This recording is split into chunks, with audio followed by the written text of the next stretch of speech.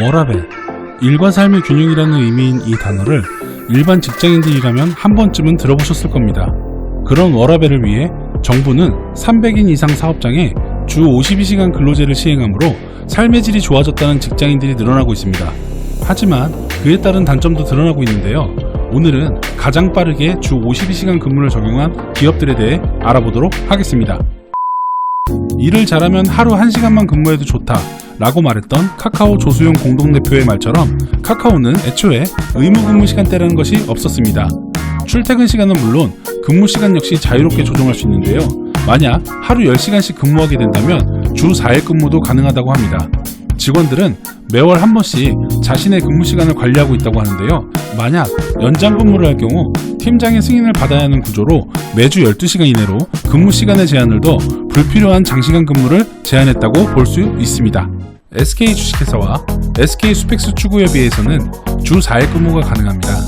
업무의 특성상 야근과 주말 근무가 많아 주 52시간 근무제를 우선적으로 적용한 기업인데요.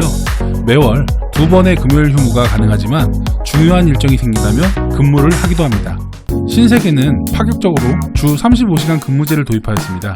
업무의 효율과 생산성 있는 집중도를 올리기 위해 선택한 방법으로 신세계에서는 근무 시간 단축을 하기 위해 유통업종별 영업시간을 단축하기까지 했다고 합니다. 오전 9시에 출근하여 오후 5시에 퇴근하는 구조로 오후 5시 20분이 되면 모든 PC가 일괄적으로 종료되는 PC 오프제가 적용되고 있습니다. 2019년 11월 5일부터 이마트 및 SSG닷컴에서는 PC 오프제가 철회됐지만 신세계백화점과 신세계인터내셔널에서는 아직 그대로 유지가 되고 있는 상태입니다. 의무근무 시간을 제외한 나머지 시간을 자유롭게 쓸 수 있는 선택근무 시간제를 도입한 삼성전자의 R&D 부서와 사무직 직원들은 업무의 몰입도가 높은 시간을 효율적이게 쓸 수 있도록 3개월마다 근무 시간을 설정할 수 있습니다. 매월 남은 근무 시간을 직원들에게 알려주고 근무 시간제를 철저하게 관리하고 있으며 이외에도 통근버스 시간을 앞당기고 일요일 야근하는 직원들은 월요일에 일찍 퇴근하는 등과 같은 대처를 하였습니다. 더 일한 만큼 휴가로 돌려주는 근무시간 저축 휴가제를 실시하고 있는 롯데는 직원들이 스스로 정한 퇴근 시간에 맞춰 PC가 종료되며 퇴근하면 업무 지시용 메신저도 즉시 차단이 되고 있습니다. 롯데의 식품 계열사들은 근무시간 단축을 위해 생산 직원을 추가로 고용하기까지 했는데요. 성수기가 있는 식품 사업 특성상 3개월 단위의 유연 근무제를 도입했습니다. 즉 성수기에 추가로 일한 만큼 비수기에 더 많이 쉴 수 있는 구조라고 볼 수 있겠네요. KTNG의 경우 6시 30분이 되면 인터넷 네트워크가 아예 차단이 되어버립니다. 네트워크가 차단되면 업무를 하고 싶어도 할 수가 없겠죠? 그 밖에도 CJ, 도보생명, 하나건설 등 PC 오프제, 소등제 등을 선택한 회사도 있으며 하나육삼이나 SKC 같은 칼퇴근하는 직원들이 눈치를 보지 않도록 자율 좌석제를 시행하고 있습니다. 주 52시간제를 시작한 기업들의 직원들은 워라밸을 찾을 수 있어 보이지만 현실은 조금 다르다고 합니다. 일부 회사들의 집중 근무 시간에는 흡연 실물이 아예 잠긴다든지 화장실을 가거나 간식을 먹는 것 자체로 눈치를 보게 된다고 합니다.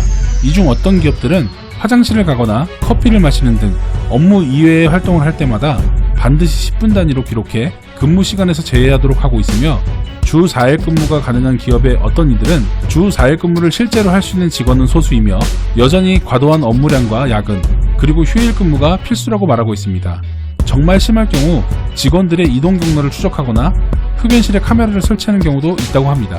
현재 52시간 근무제는 300명 이상의 근무자가 있는 기업에서 우선 실시되고 있으며 2020년에는 50인 이상 300명 미만의 기업에서 시행되고 5명 이상 49명 미만의 사업장에는 2021년 7월부터 적용된다고 합니다. 그러나 52시간 근무제에 대해 좋게만 바라보지 않는 기업도 있습니다. 그런 기업들 중에서는 기업 내 법인을 여러 개로 분리하여 근로자 수를 나누는가 하면 근로계약서에 이미 초과근무 및 야근 수당이 포함되어 있는 포괄임금제를 악용하는 경우도 있습니다. 현재 어쩔 수 없이 52시간 근무제를 지키는 기업들 중 해당 정책의 문제점을 지적하는 분야도 많았습니다.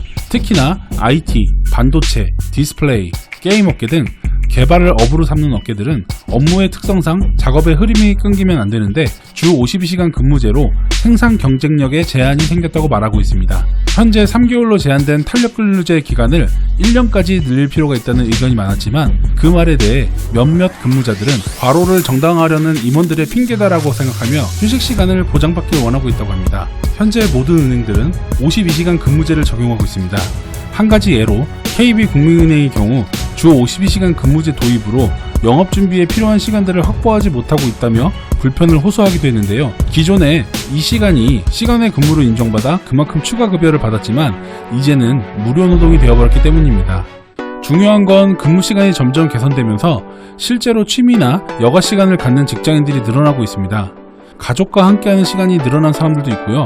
근무 시간 단축이 가져다주는 효과는 직장인 입장에서 좋을 수 있겠지만 기업 입장에서는 경쟁력 약화로 이어질 수 있는 상황이 될 수도 있겠습니다. 그러나 우리가 다니는 기업의 경쟁력 약화가 지속된다면 과연 그것이 우리들에게 긍정적인 결과일까 생각해봐야 될 것 같습니다.